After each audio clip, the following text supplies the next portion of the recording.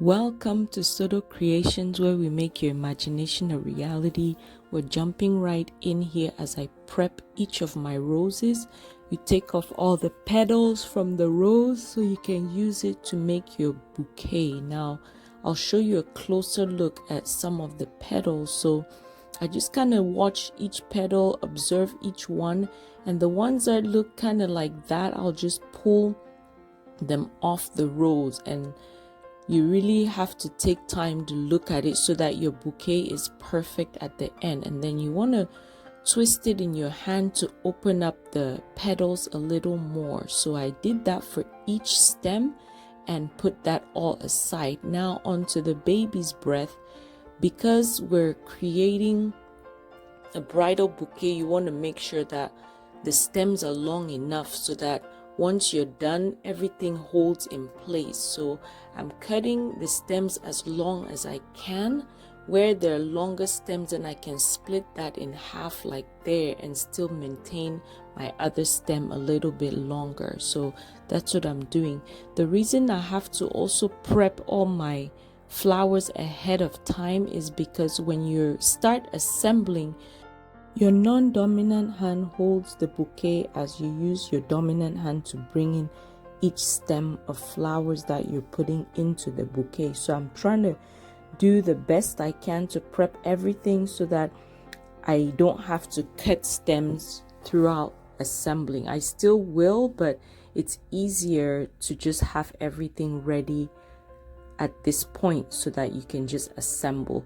Now this arrangement is for a bride. It's a couple, they're Chinese, and they wanted natural flowers for the bouquet, but all the other flowers that we use for the backdrop were artificial. But I was so excited for this. She had her picture, inspo picture, so I try to do the best I can to be as close as possible to the inspo picture without changing the design. Now we start by making a crisscross fashion. So you're just going to hold the flowers in your hand, and as you're adding flowers, you're adding them diagonally. You're not putting them straight down because you don't want the stems to break when they have more tension to them. So you want to twist the stems at the beginning, but you're just putting them diagonally. As you can see here, I'm also putting the shorter stems of the baby's breath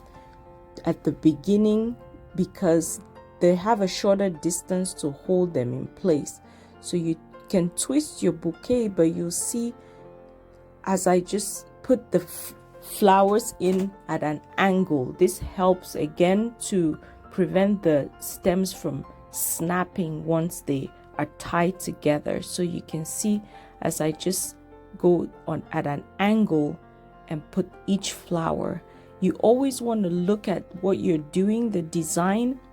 I don't have a mirror here for this. There are a couple of times I go off to check what it looks like as I hold it in the mirror. Normally you want to have a mirror in front of you, especially when you don't do this very often. But as the bouquet gets bigger, you can see where I actually put the stems diagonally. Sorry, I'm watching the clock because I have to pick up my two older kids from school and I'm trying to see how much time I have. But see how I'm putting each rose at an angle. Another thing her inspo picture had was she didn't have it didn't have the baby's breath in between the roses as I'm doing. So later you'll see that I'll take it off camera, but it just had the baby's breath on the outer part of the bouquet. So I'm going there to check whether or not my bouquet looks okay, and I'm looking at the inspo picture as well just to make sure I'm doing close enough. You know, you want to put your own touch to the designs. You can't always replicate exactly what the picture shows, but at least you can come very close to it so you can see better there where the angles are for the bouquet. And you always make adjustments because I'm not tightening anything. I haven't tied anything together yet. If I were to let go of the bouquet, it would all come apart. So the bad thing is if you are not able to hold it, it will come apart. The good thing is you can still make adjustments to the roses when holding it, because you just have to loosen your fingers and you're able to make adjustments that way. Now I'm just clipping pieces that I feel like won't work and just working my way around. I bought a bunch of roses. If I had more, I probably would have added more on the ends, but this actually turned out fine once I added all my baby's breath around the very bottom. And as you can see, another thing with holding it and not tying it in place is that you can always work other flowers in between and pull from the bottom. If your hands are loose, you just get that through there as well. So those are some advantages of just holding.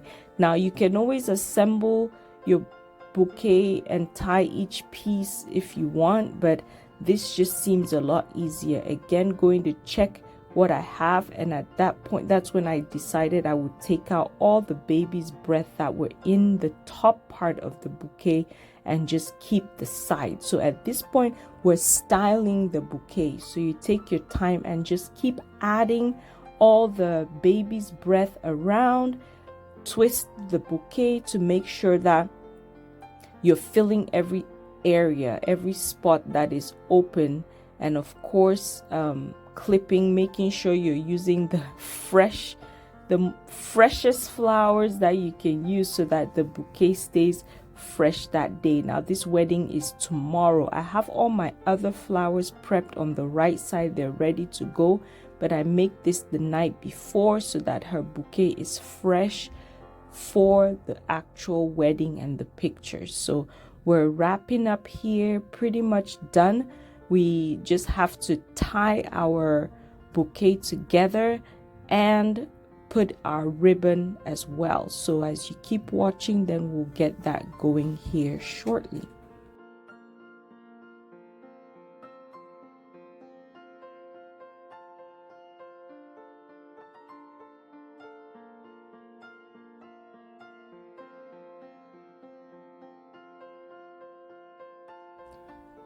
That's the final design of the bouquet. I'm going to use some floral tape to wrap around the bouquet, but I'm wrapping it in the opposite direction. So I start out with the top part secure in place, but then I flip it around so that the sticky part of the tape is facing outward. So when I start putting my ribbon, it'll hold on to that. So I just keep wrapping it till I get to the length that I feel I would need. The bouquet kind of looked small to me, but once I saw all the pictures, it was perfect for the bride because she's smaller in stature, and this just worked great for her. And comparing to the picture, it wasn't a huge bouquet. So once you have everything taped, you can pretty much loosen your fingers and release them because they're secure, and you just want to clip off all your stems. So at this point, you need to be careful to make sure you get the length that the bride wants for her bouquet, because if you cut too short, then it doesn't look right. So that's the length I'm going for. Make sure everything is straight, and then we can add our ribbon to the full design. So with the ribbon, you're just gonna take whichever ribbon you choose. I picked this pretty white silk ribbon, and I'm just going to start working my way from the top all the way down. Keep wrapping the ribbon around where it overlaps, barely overlaps. So you're just going round at first a couple of times and then slowly start inching it down to where it's going further down and you're covering up the stems. At this point, I figured out where the front and back of my bouquet is gonna be, because this is not exactly even or perfect by any means, and you want to tuck your ends in when you're done. Once you cut everything up, and you're gonna use some pins to secure that ribbon in place. So I have pins here. I'm gonna use the pins with the white top so it doesn't show, and you're going to pin it upwards. So I'll show you here how you just slide that upwards to hold it in place so that it doesn't poke the bride as she's holding the bouquet on the special day. I got a pin stuck in the table. That's what you see me getting out.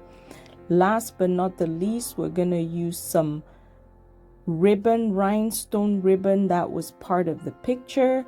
We'll just have put some glue on the very tip and pin that in place. Again, paying attention to where your front of your bouquet is.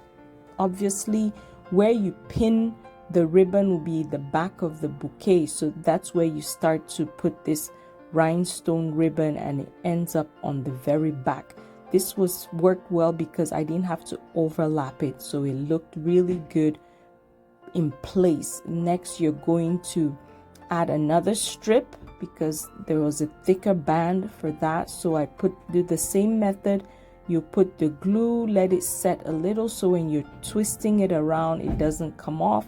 I put glue in a couple of spots just to hold everything in place so it doesn't shift there, and we clip it right where it meets and put a little dab of glue and then hold that in place for a couple of seconds for it to dry. So that's our bouquet. I'll show you some pictures here coming up shortly so you can see what everything looks like in the vase. You want to put that in the vase for the bride. Thank you for watching. Don't forget to subscribe.